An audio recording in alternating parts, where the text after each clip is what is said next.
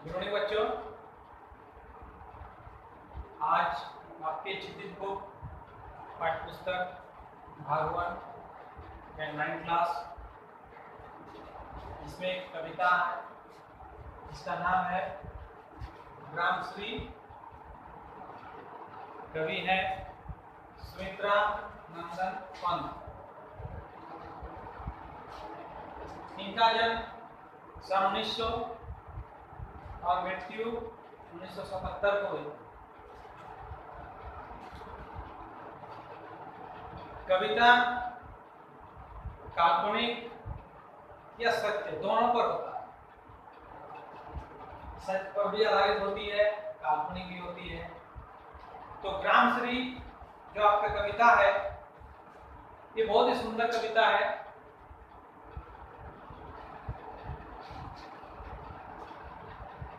फैली खेतों में दूर तलक मखमल की कोमल हरियाली, लिपटी जिससे रवि की किरणें चांदी की सौ उजली जाली, तिनकों के हरे हरे तन पर हरित रुधिर है रहा झलक, श्यामल भूतल पर झुका हुआ नवकर चित निर्मल नीर पलक। कवि इसमें कह रहे हैं कि गांव के खेतों में दूर दूर तक क्या है, हरियाली छाई हुई है। उस पर फैली धूप को देखकर, उस पर फैली धूप को देखकर लगता है जैसे चांदी की उजली जाली फैली हो। यानी प्रकृति में जब धूप लगता है तो बहुत सुंदर लगता है। आप लोग देखे होंगे धान खेत, गेहूं खेत या सरसों खेत में जहाँ बहुत सारा, वहां पर जब धूप लगता है तो उसका और रंग निखर जाता है। हरे भरे घास के तिनकों के भीतर उनका रस द्रव भी हरा दिखाई पड़ रहा है। इस धरती पर नीला आकाश झुका है। यानी कवि कह रहे हैं कि इस धरती पर आप लोग भी ऐसा देखते होंगे कि किसी जगह पर खड़ा होकर देखिएगा चारों तरफ, तो आसमान जो है लगेगा कि उस जगह पर उस जगह पर उस जगह पर सटा हुआ है, यानी झुका हुआ प्रतीत होता है। पौधे के हरे रस को हरा खून कहना अनोखी कल्पना है। धरती पर झुके निर्मल आकाश का सौंदर्य चित्रण मनोहर है। यानी प्रकृति, हम लोग कितनों भी सुंदर कुछ भी बनाए, लेकिन जो भी वस्तुएं हैं, जो भी चीज प्रकृति यानी ईश्वर के द्वारा अगर बनाया गया है, उससे सुंदर कोई भी दुनिया में नहीं हो सकता है। रोमांचित सी लगती वसुधा आई जो गेहूं में बाली, अरहर सनाई के सोने की किंकनियां है शोभाशाली, उड़ती भीनी तैलागन फूलों सरसों पीली पीली, हरित धरा से झांक रही नीलम की कली तीसी नीली। अब यहाँ पर कह रहे हैं कभी गेहूं और जौ की बालियां आ गई है। यानी खेतों में गेहूं और जौ की बालियां आ गई है। इन बालों में तीखे कांटे से होते हैं। आप लोग गेहूं खेत में देखे होंगे, गेहूं की बालियों में थोड़ा थोड़ा कटीला, वो कांटा नहीं है, वो एक तरह का उसका सुरक्षा कवच है जो धान में, चावल में, किसी भी ज्यादातर फसल में ये देखा जाता है। उन्हें देखकर कवि कल्पना करता है कि मानो धरती में रोमांच हो गया हो। अरहर सनई पक गई है, यानी अरहर और सनई पक गई है, उनकी फलियां किंकिनियां की भांति बजने लगी है। सरसों फूल गई है और वातावरण में भीनी तेलिया गंध फैल गई है। सरसों का खेत में सरसों का फूल जो है खिल गया है और वातावरण तेलीय गंध फैल गई। यानी हम लोग सरसों से तेल निकालते हैं, उस तरह का आपको महक महसूस हो रहा है।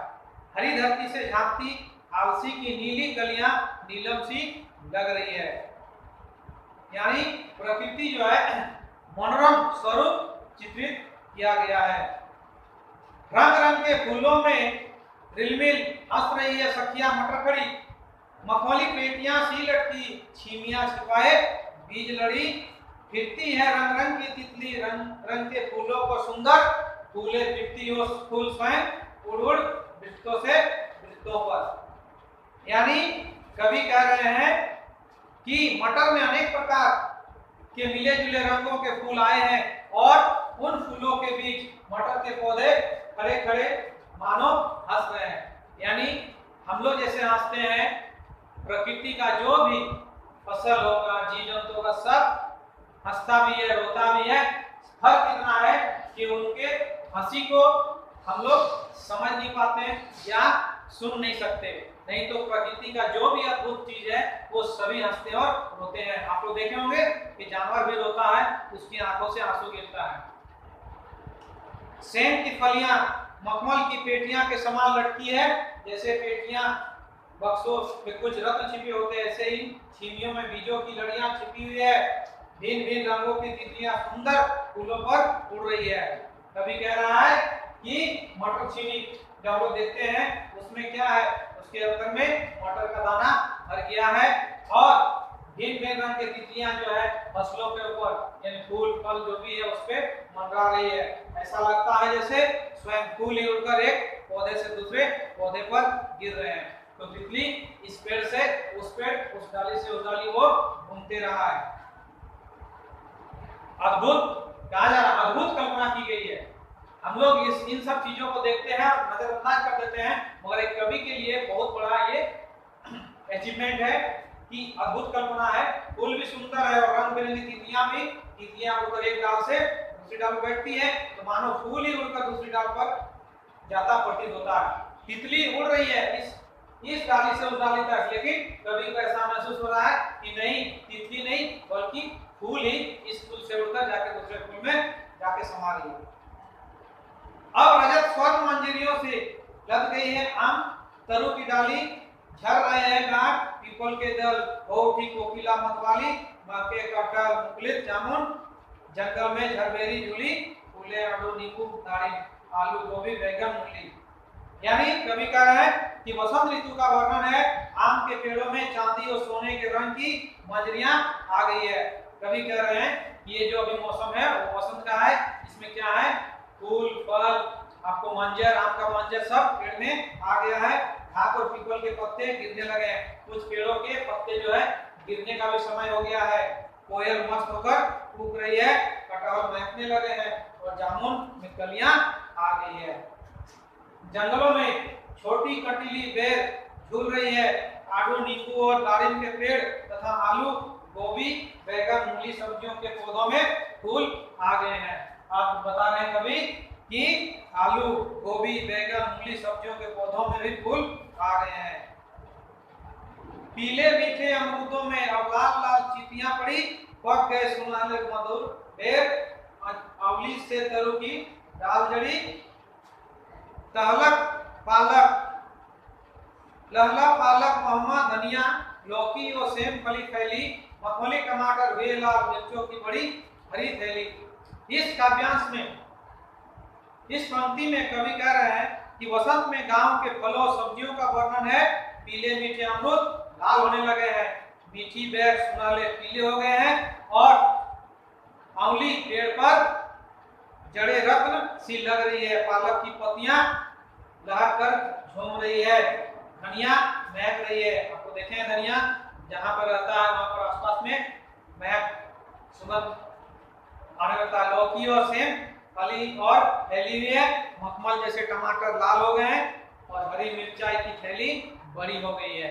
आप लोग मिर्चा का पेड़ देखे होंगे, इतनी मिर्चा का पेड़ बहुत सारा फल, इतना बड़ा बड़ा लंबा छोटा जो भी हो, और लाल हरा जब पक जाता है तो वो लाल हो जाता है। बालू के सांपों से अंकित गंगा की सतरंगी रेती, सुंदर लगती सरपत छाई तट पर तरबूजों की खेती, अंगुलियों की कंधों से बगुले गले की संवराते हैं कोई, तीर्थे जल में सुरखाव पुलिन पर मगरोठी रहती सोई। गंगा के तट पर रंग बिरंगी रेत फैली है, उस पर हवा से बनी लहरें सांपों सी लगती है। तट पर ऊंची घास उग गई है, वहां तरबूजों की खेती हो रही है। पानी में खड़े कोई बगुले अपनी उंगलियों से कलगी को संवारते हैं, पानी में सुरखाव तैरते हैं और तट पर मगरोठी चिड़िया सोई रहती है। कीड़ा मकोड़ा देखते हैं, नदी किनारे चिड़िया सब जाकर पानी पीता है और कीड़े मकोड़े खाने के लिए वहां पर जाकर नाचते खेलते घूमते हैं। हसमुख हरियाली हिम आतप, सुख से अलसाए से सोए, भीगी अंधियाली में निसी की, तारक सपनों में से खोए, मरकल दिव्य सा खुला ग्राम, जिस पर नीलम नभ आच्छादन, निरुपम हिमांत में स्निग्ध शाम, कवि कह रहे हैं कि हंसमुख हरियाली में सर्दी और धूप दोनों ही अलसाए सोए हैं, रात में ओस से अंधेरा भीगा हुआ सा लगता है और तारों के स्वप्न में खोए हैं। आपको देखे होंगे जनवरी फरवरी इस तरह उस समय के महीनों में पूरा कुआसा गिरता है और तारों के स्वप्न खोए हैं। गांव पन्ने की खुली दिव्या सा हरा भरा लगता है, जिससे ऊपर नीला आकाश नीलम की भांति छाया हुआ है। सर्दी के अंत वसंत के प्रारंभ से वह सुंदर और शांत लगता है और अपनी सुंदरता में लोगों के मन को हर लेता है। ये जो कविता है, इस कविता में जो हम लोग पढ़े हैं अभी रामश्री, इसमें प्रकृति यानी हमारे आसपास पूरे धरती में जितने भी चीज हम लोग उपजाते हैं उसमें बसंत ऋतु यानी जनवरी फरवरी मार्च में जो फसल उगती है, जो भी फसल उसमें उगाए जाते हैं किसानों द्वारा, उसी का वर्णन सुंदर तरीके से कवि के द्वारा यानी कौन, तो सुमित्रा नंदन पंत जी के द्वारा किया गया है। और सभी को अच्छा भी लगता है जब हम लोग छुट्टी मनाते हैं तो किसी हरियाली जगह में ही जाके मनाते हैं, कुछ खाते पीते हो, हरा भरा सब्जी ही खाते हैं। यानी मनुष्य का जीवन में प्रकृति का बहुत बड़ा संबंध है और वो नहीं